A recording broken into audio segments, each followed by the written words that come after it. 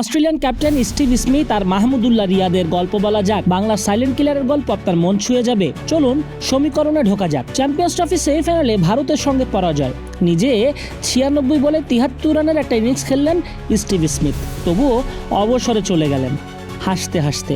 অন্যদিকে 2023 বিশ্বকাপে dead rubber ম্যাচে অর্থাৎ আনুষ্ঠানিকতার ম্যাচে সেঞ্চুরি করে জায়গা পাকা করে 2025 চ্যাম্পিয়ন্স ট্রফি পার করেও 2027 বিশ্বকাপেও খেলতে চান বাংলার সাইলেন্ট কিলার। অবাক হবেন জেনে, যাকে ফিউচার প্রসপেক্ট বলা হয় সেই শামীম পাটোয়ারিদেরকে নাকি খসড়া তালিকায় কেন্দ্রীয় চুক্তি থেকে বাদ দেওয়ার প্রস্তাবনা এসেছে। রেখে দেওয়া হয়েছে রিয়াদ, সঙ্গে ভাইরা ভাই মুশফিককেও। যদিও বিসিবি অনুমোদন দেয়নি এখনও।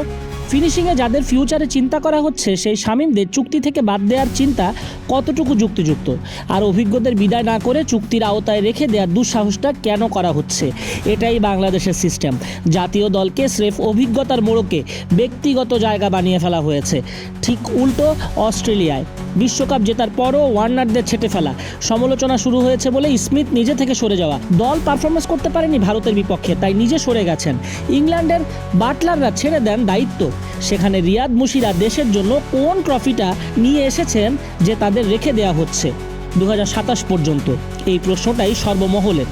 ওয়ানডে ক্রিকেট থেকে অবসর নেওয়া স্টিভ স্মিথ টেস্ট এবং টি20 ক্রিকেটে নিয়মিত খেলবেন। ওয়ানডে ছাড়ার ঘোষণা দিয়ে স্মিথ বলেন, এটা একটা অসাধারণ যাত্রা ছিল এবং আমি এর প্রতিটা মুহূর্ত উপভোগ করেছি। অনেক অসাধারণ সময় এবং অসাধারণ স্মৃতি ছিল। 2টি বিশ্বকাপ জেতা এবং সেই সাথে অনেক দুর্দান্ত সতীর্থ এই যাত্রা ভাগ করে নিয়েছিলেন। এখন 2027 বিশ্বকাপের জন্য প্রস্তুতি শুরু করার দারুণ একটা মঞ্চ, তাই মনে হচ্ছে এটা সরে দাঁড়ানোর সেরা সময়। টেস্ট ক্রিকেট এখনও একটি অগ্রাধিকার এবং আমি সত্যি বিশ্ব টেস্ট চ্যাম্পিয়নশিপ ফাইনাল, শীতকালে ওয়েস্ট ইন্ডিজ এবং তারপর ঘরের মাঠে ইংল্যান্ডের জন্য অধীর আগ্রহে অপেক্ষা করছি। আমার মনে হয় এই পর্যায়ে আমার এখনও অনেক অবদান রাখা বাকি আছে সাদা পোশাকে। অস্ট্রেলিয়ার হয়ে 2015 ও 2023 সালের ওয়ানডে বিশ্বকাপ জিতেছেন স্টিভ স্মিথ। দলটার হয়ে 170 ওয়ানডেতে 5800 রান করেছেন কিংবদন্তি এই ক্রিকেটার। গড় 43.28, স্ট্রাইক রেটটা 86, 35টা হাফ সেঞ্চুরির পাশাপাশি আছে 12টা সেঞ্চুরি নামের পাশে। 2010 সালের ফেব্রুয়ারিতে মেলবোর্নে ওয়েস্ট ইন্ডিজের বিপক্ষে ম্যাচ দিয়ে ওয়ানডে অভিষেক হয় স্মিথের।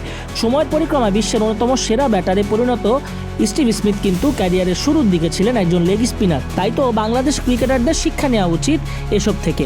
আর কত বয়সের ভারে নুয়ে পড়া শরীরটা নিয়ে ক্রিকেট খেলবেন, তাও আবার জাতীয় দলে? 2 সিনিয়র মিলে তরুণদেরকে আসতে দিচ্ছেন না, ম্যানেজমেন্টরাও কিছু বলছেন না, তাদের উপরই সিদ্ধান্ত ছেড়ে দিয়েছেন।